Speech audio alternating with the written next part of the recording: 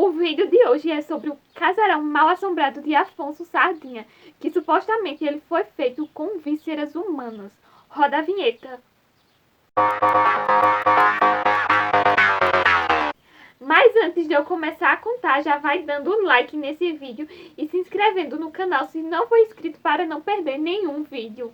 Minha gente, vou começar contando a história desse homem extremamente cruel, chamado Afonso Sardinha. Ele era de origem portuguesa e também um bandeirante, conhecido como caçador de índios. Ele foi um dos primeiros caras a comprar escravos da Angola e trazer para o Brasil. E lá por volta de 1500 e bolinha, o Pico do Jaraguá era um local onde tinha muito minério. E isso fez com que crescesse muito os olhos dos bandeirantes. E Afonso foi um deles. Porém, o lugar era considerado sagrado pelos indígenas. Mas eles não estavam nem aí para isso. O local é um local muito extenso. E na época existia duas tribos lá, que era a Carijós e a Guarani. Só que como lá era distante de tudo de onde eles estavam, Afonso teve a ideia de construir moradias para eles. Porém, ele tinha que limpar a área, ou seja, matar os indígenas. E assim se passou 10 anos. Mas como o grupinho de Afonso tinha arma de fogo, eles tinham certa vantagem. E para assustar os índios que ainda estavam vivos, eles dependuravam os mortos nas árvores, para ou eles fugir do local, ou eles se entregar logo para a escravidão, mas isso não aconteceu. Quando ele achou que já tinha matado o índio o suficiente, ele começou a demarcar as terras para fazer sua casa.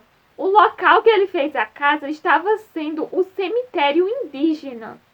As paredes da casa foi levantada com um material chamado taipa de pilão, que é uma mistura de vísceras de animais com folhas secas. Também dizem que é possível que a mistura também fosse restos humanos, porque como ele pegava do solo e o local era o cemitério indígena, poderia ser que tivesse uma mistura lá, mesmo com a consciência dele, porque ele era um homem muito cruel.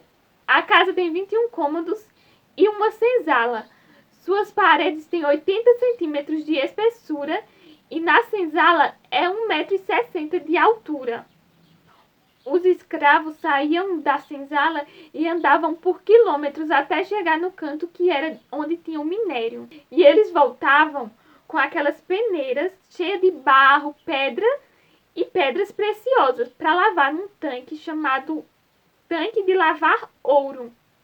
Esses escravos passavam maus bocados, tanto pela falta de estrutura onde eles dormiam, quanto pela escassez de comida e a distância que eles tinham que andar, mesmo sem ter forças e sem ter se alimentado direito. Caso algum escravo mostrasse algum problema, alguma coisa do tipo, eles eram mortos. Afonso só tinha interesse nos escravos abaixo de 30 anos, porque ele achava que mais que isso eles não iam conseguir fazer aquele trabalho duro. Naquela época, os escravos não podiam ser enterrados nos cemitérios de brancos, nos cemitérios comuns. Então, Afonso teve a brilhante ideia de fazer um cemitério atrás de seu casarão. Afonso sequestrou uma mulher indígena chamada Maria Gonçalves e a fez de sua mulher por diversos anos. Depois foram chegando outros bandeirantes no local, mas nessa época ele já tinha feito bastante riqueza, tanto com o comércio dos escravos e com o minério. Em 1614 foi um ano de glória, porque ele faleceu. Foi lá para onde só Deus quem sabe. Cerca de mais de 200 anos foram passando e as emissoras ficaram de olho no local. Por ser um local alto, tiveram a ideia de colocarem antenas de transmissão. Primeiro foi uma da Band e outra da USP. Porém, aconteceu um grande incêndio, mas não desistiram e reformaram tudo. Posteriormente, colocaram uma da Globo com a Band. Até hoje essas antenas estão por lá. Mas de vez em quando dá um problema de pico de energia, incêndio, enfim. É uma problemada. Inclusive, teve um desses incêndios que acabou tirando a vida de diversos bombeiros. Em 1994, virou Patrimônio da Humanidade pela Unesco. 4 anos depois, em 1998, tiveram a brilhante ideia de transformar o casarão num albergue da juventude. Normalmente, quem se hospedava lá eram jovens mochileiros. Só que quem ficava lá vivia um verdadeiro terror, porque acontecia muitos acontecimentos sobrenaturais. Eles ouviam barulho de correntes batendo, era o cabelo sendo puxado, sendo que não tinha mais ninguém no local, pessoas chorando. Só que as notícias começaram a se espalhar e fecharam o albergue em 2008.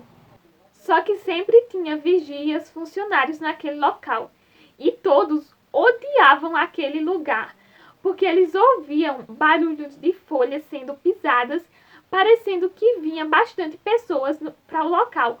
Só que na verdade não vinha ninguém. Os cachorros, os animais do local, ficavam extremamente assustados. Então era uma baderna. Uma pequena parte, mas bem pequena mesmo, ficou para uma tribo indígena. E eles que contam essas histórias. Depois desse albergue ser fechado, o local ficou só permitido para visitação. E tiveram a brilhante ideia de colocar umas pessoas como guias para ir contando a história do local. Porém, eles não contam a verdadeira história, né? Como sempre acontece nos livros de histórias que a gente é acostumada a ver na escola. Só que novamente não deu certo, porque as pessoas eram empurradas, cabelos eram puxados, então desistiram disso e fecharam lá a residência. Até hoje ninguém pode entrar lá mais. Lá existem 3 trilhas, que ambas vão dar lá no Pico do Jaraguá. Certa noite, os guardas estavam trabalhando por lá, quando ouviram-se barulhos de coisas sendo reviradas dentro do casarão. Eles arrodearam, mas não viram ninguém. E ligaram para a polícia. E vieram bastante policiais, porque o local era de difícil acesso, então veio bastante gente. Enquanto eles procuravam a chave, os policiais ouviam tudo. Só que ao abrirem a porta, os barulhos cessaram e não tinha ninguém novamente lá. Essa história, gente, eu não conhecia, mas eu espero que vocês tenham gostado. Até o próximo vídeo!